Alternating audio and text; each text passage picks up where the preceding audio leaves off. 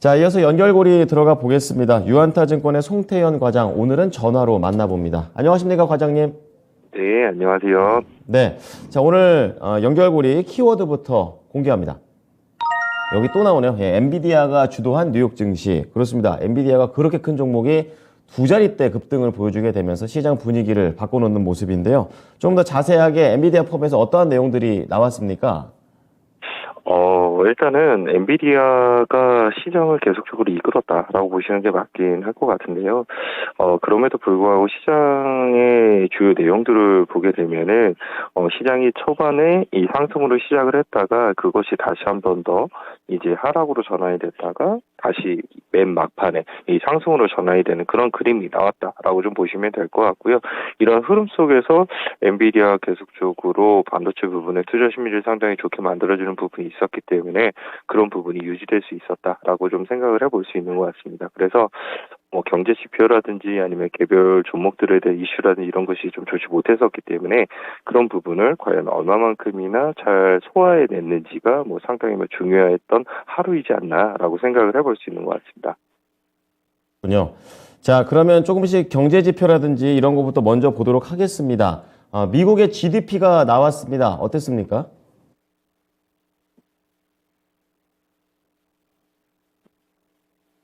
네, 지금 미국의 4분기 GDP 미국 잠정치죠? 되면은 4분기 GDP 잠정치가 발표가 나왔습니다. 2.7%가 나오게 됐는데요. 이 월스트리트저널이 2.9%를 예상을 하고 있었었고 소포츠가 2.9% 그리고 3분기 GDP 확정치가 3.2%였었는데 이 대비는 조금 더 나오지 못했다라고 보시면 될 것 같고요. 4분기 개인 소비 지출 같은 경우에 가격 지수가 3.2%에서 3.7%로 상승이 나오게 됐었고 근원 PC 가격 지수 역시나 3.9%에서 4.3%로 상향 조정이 되게 되면서 물가가 역시 조금 좋지 못한 흐름이 나오고 있구나라는 부분을 생각을 해볼 수 있었던 것 같고요. 4분기 개인 소비 지출 같은 경우에는 2.1%에서 1.4%로 하향 조정이 되게 되면서 소비 관련돼서는 미국의 많은 경제를 담당을 하고 있는 부분이 있었었는데 그 부분이 조금은 약해졌다. 이 부분은 참고로 하셨으면 좋을 것 같습니다. 그나마 이제 고용 지표를 보게 되면은 계속적으로 견조한 흐름이 나오고 있다라고 보시면 될 것 같은데 이 미국의 노동부에서 발표된 주간 이 신규 실업자 보험 청구 건수를 보게 되면은 19.2만 명을 이제 발표를 하게 되면서 월스트리트저널에서 19.7만 명을 예상을 하고 있었었고요. 3주 내에 최저치를 기록을 하게 되고 6주 연속 20만 명을 하회하게 되면서 역시나 조금 고용 쪽에서는 계속 강인한 고용 지표가 나오고 있다라고 생각을 해볼 수 있는 것 같습니다. 이에 따라서 이제 월가가 어떠한 얘기를 했느냐 이 부분을 좀 봐야 될 텐데 이 FWB 본드에서 보게 되면은 노동시장이 연준의 방향성을 볼 수 있는 가늠자가 된다면 이번 수치는 연준이 해야 할 일이 더 많다는 것을 시사하게 됐다라고 얘기를 했고요. TS 롬바르드 같은 경우에는 전형적인 사이클 종료 여건이 시작되고 있기 때문에 노동 수요를 줄이는 동시에 인플레이션에 억제하는 데 초점을 맞춘 연준의 정책과 하반 경제 신호가 상당히 혼재된 모습을 보이고 있다라고 얘기를 하고 있습니다. 그래서 경제에 관련돼서 상당히 혼재되는 흐름이 나오고 있기는 하지만 모건 스탠리의 JP 모간의 제이먼 다이먼 CEO 같은 경우에도 경제 침체 관련돼서 상당히 이제 안 좋을 것이다라고 얘기를 했었던 부분이 다소 완화가 시키는 모습을 보였었고요.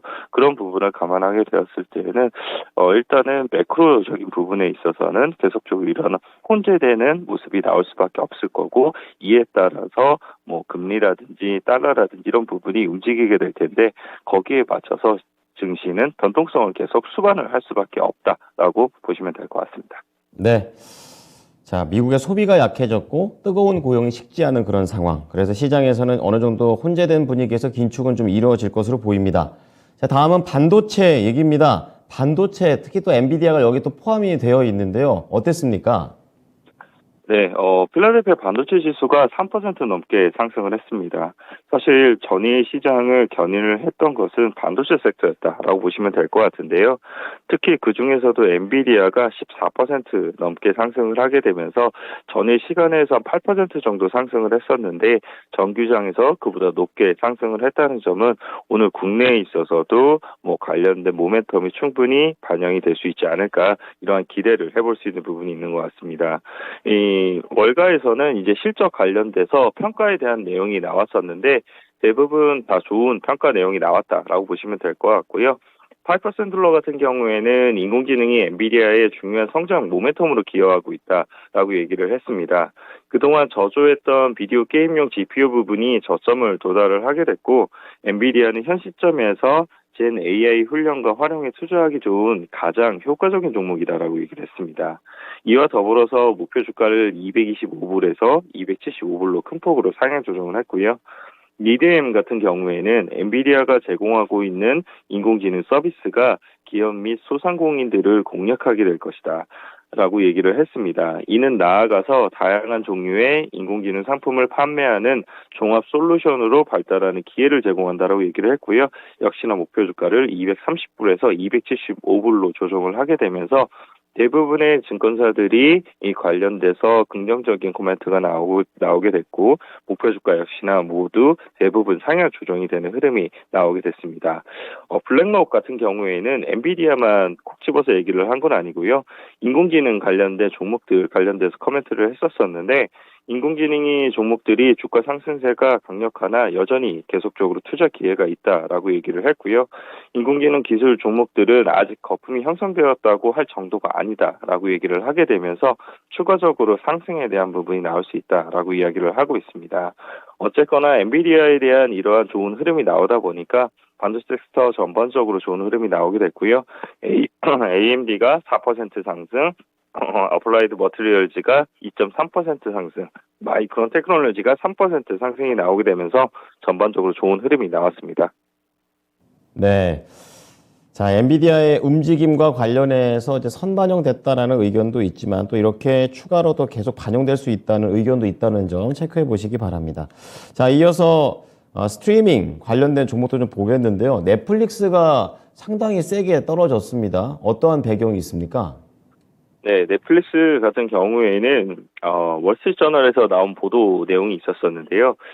스트리밍 경쟁이 치열해지게 되면서 일부 국가인 예멘이라든지 요르단, 이란, 크로아티아 등 30개국에서 특정 서비스 계층의 구독료를 20에서 45% 인하한다라는 뉴스 보도가 나오게 되면서 3% 넘는 하락이 나왔습니다. 미디어 전문 분석 업체인 암페어 아널리스틱은 전체 가입자 기반의 4%인 1,000만 명 이상이 이러한 부분에 영향을 받게 될 것이다 라고 얘기를 했고요. 이어 더불어서 사실상 일부 국가에서는 지금 이 계정 공유 단속 개시에 따라서 이용자들 구독 취소가 계속적으로 나오고 있다는 보도도 함께 나오고 있는데 이런 부분에 있어서 가격 인하에 대한 정책 자체가 상당히 상반되는 내용이다 보니까 넷플릭스가 보다 더 많은 부분 하락이 나온 것이 아닌가라고 생각을 해볼 수 있는 것 같습니다.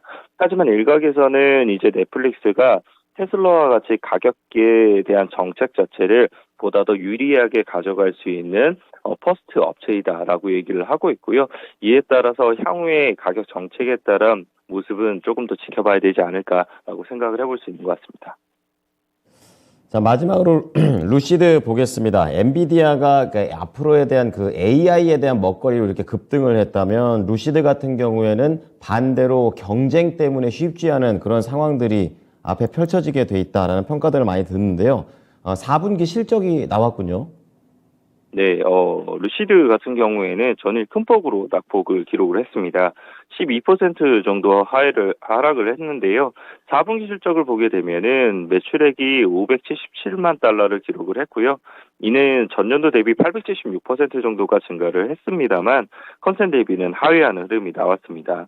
EPS 같은 경우에도 마이너스 0.28달러를 기록을 하게 되면서 아직까지도 계속적인 적자를 기록을 하는 부분이 있었었고요.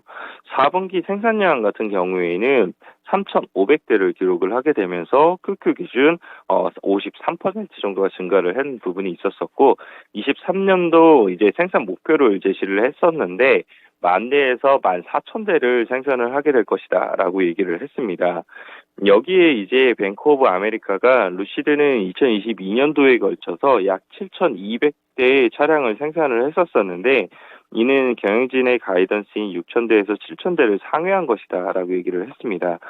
하지만 2023년도 가이던스인 10,000대에서 14,000대 같은 경우에는 루시드가 생산량을 빠르게 확대하면서 27,000대의 생산을 달성할 수 있을 것이라는 당사의 기대에는 하회가 됐다라고 얘기를 하게 됐고요. 이에 따라서 추가적으로 루시드에 대한 차량을 판매하기 위해서는 마케팅 비용이란 이런 부분에 비용이 더욱더 많은 부분 들어갈 것이기 때문에 수익성적인 측면이 개선되는 데도 더욱더 오래 걸릴 수밖에 없다라고 이야기를 했습니다. 그리고 목표 주가 역시도 18달러에서 10달러로 이제 하향 조정을 하게 되면서 큰 폭으로 조정을 받을 수밖에 없었다라고 보시면 될 것 같고요. 루시드를 제외하고도 실적 발표한 이제 소규모 기업들이 몇 개 더 있었었는데 그 기업들 역시나 좀 좋지 못한 흐름이 나왔습니다. 도미노 피자 같은 경우에도 사실상 실적 발표한 이후에 11% 정도 하락이 나왔었고요. 파파존스라든지 아니면은 니콜라라든지 이러한 기업들 모두 다 실적 발표한 이후에 이러한 이제 악영향을 미치게 되면서 좋지 못한 흐름이 나오게 됐다라고 보시면 될 것 같습니다. 네. 이날 루시드도 큰 폭의 하락을 보였지만 니콜라, 그러니까 수소트럭 관련된 종목도 하락이 나왔었거든요. 그래서 오늘 국내 증시에도 이런 친환경 전기차 관련된 종목들한테도 악재가 이어질까요? 그런 부분을 한번 고민을 해봐야 되는 부분은 필요한 것 같습니다. 오늘 전반적으로 테슬라 같은 경우에는 보합권을 유지를 해주기는 했습니다만 그 외에 다른 전기차 업체들이 좋지 못한 주가의 흐름이 나오게 됐었었고, 니콜라 같은 경우에도 수소 트럭 업체이기는 하지만 아직까지는 이제 전기 트럭 관련돼서만 생산을 하게 되고 판매를 하고 있는 부분이 있거든요. 그런 부분에서 봤을 때, 2성급에 있는 전기차 업체들이 생각보다 판매량이 올라오지 못한다는 점, 이런 점은 결국은 이 2차 전지 섹터에 있는 투자 심리를 다소 약하게 만들 수 있는 부분이지 않나라고 생각을 해볼 수 있는 것 같습니다.